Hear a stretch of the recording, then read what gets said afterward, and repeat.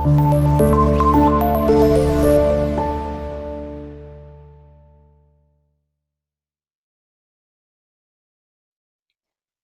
பணியாரம் செய்யறதுக்கு மாவு ரெடி பண்ணிக்கலாம். இட்லி மாவு வந்து 2 கப் எடுத்துருக்கோம். வெல்லம் 1 கப் அளவுக்கு சேர்த்துக்கோங்க.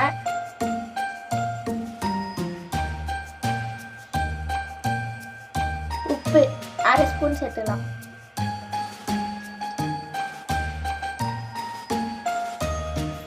தண்ணி கொஞ்சமாக சேர்த்துட்டு நல்லா வெல்லம் வந்து கட்டி கட்டியாக இல்லாமல் நல்லா கரையிற அளவுக்கு கலந்து வைக்கணும்.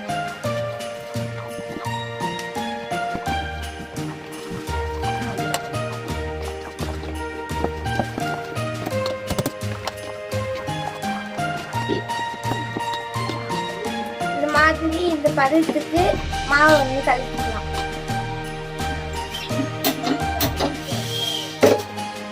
நல்லா காஞ்ச உடனே எண்ணெய் ஊற்றிக்கலாம்.